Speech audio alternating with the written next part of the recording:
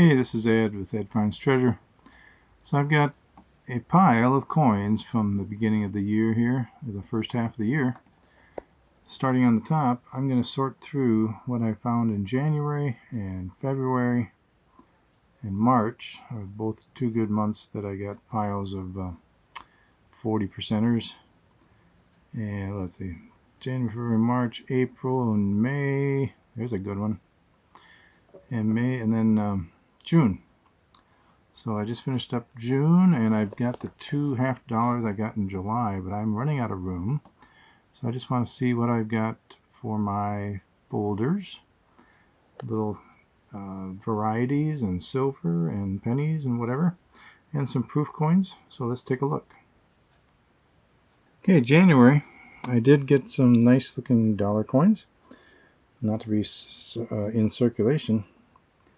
Got the Native American dollar coin from 2012, it looks like. The American Innovators, Massachusetts, and one of the newer dollar coins from Rhode Island with the sailboat. Very similar to the quarter, I thought, with the sail there. So those are nice to have. I won a 1964 90% silver $half. I believe I did find a 63 dime in January. It was kind of slow, but I had a real good box for nickels, sorry. Silver nickel 1942, 43 P, another 43 Philadelphia, and a third 43 San Francisco. That's nice. 43 also from San Francisco. Two San Franciscos. Wow. 44 Philadelphia and a 45. They were all in the same box. I think that's 7. Yes, it is. So that was a good box, and saved a few wheatbacks, 44, 45, and a 51, because it was a slow month at first. So I was doing all denominations. So that's January. And let's see what we got here. I'm going to pause this for February. Okay, so for February, another dollar coin. Oops. Native American dollar coin. Sacagawea. I'm not sure what year that is. 2020 or 21. Looks like 21. Nice.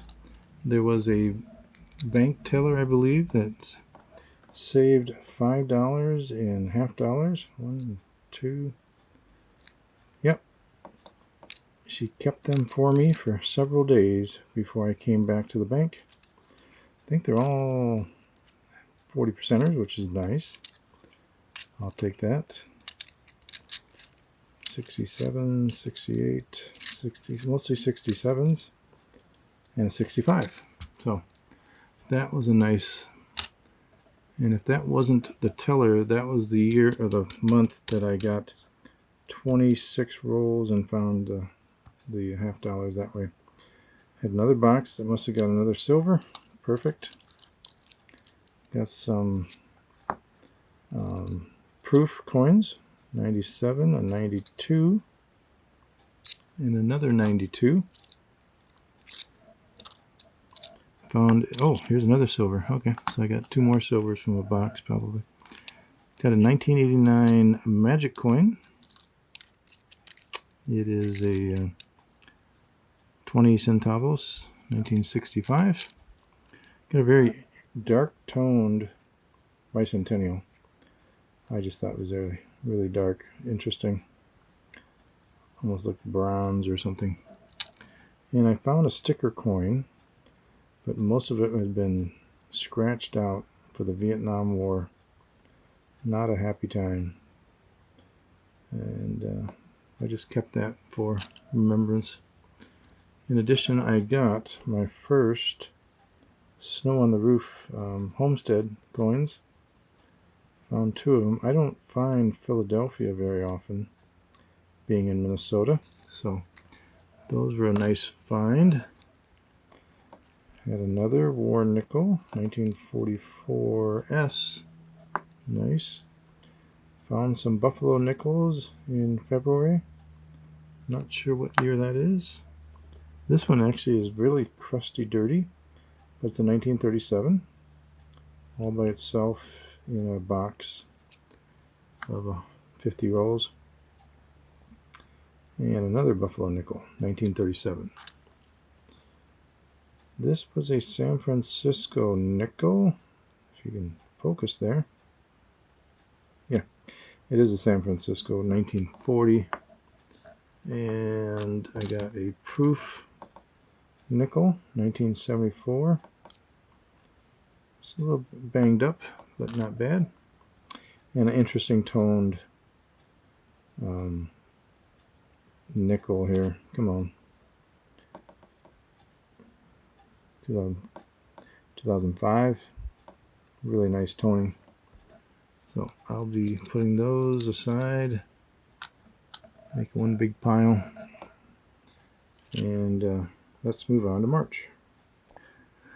So yeah, March was a good month. This is actually the year, or month, that the teller had 10 silver half dollars. So they're all 1968s. She just gave them to me for the $5 that they are face value.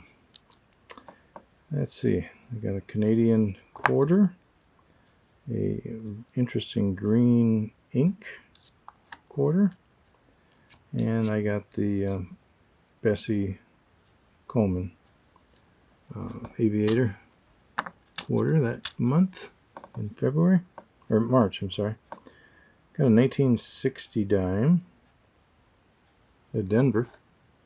I think that'll go in my folder. And a 2004 5 pence. I think that was with the dime roll. Yeah, it's the same size as the dime. And I had a good number of, or a couple more war nickels. 44, 45 Denver. It was just Philadelphia 44. Really nice shape. Not too much wear and tear on that one. Got another buffalo nickel, 1937. I found in March some V nickels. Whoa, where's the V, huh? Really, there it is. Really worn down, but that's a 1907. I think I also got a 1910. I put it in my book already. And some Canadian nickels here. Just because I'm starting to find Canadian. These are just a variety of nickels I found. I think some 39s, interesting toned 2006, and a 1976. I think that is, yeah, or 78. 78. Love the toning on that. Some more Canadian nickel wise. Here's a more modern one without her crown, 2018.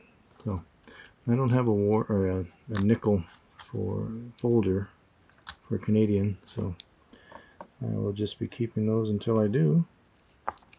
Good number of, yeah, some interesting pennies.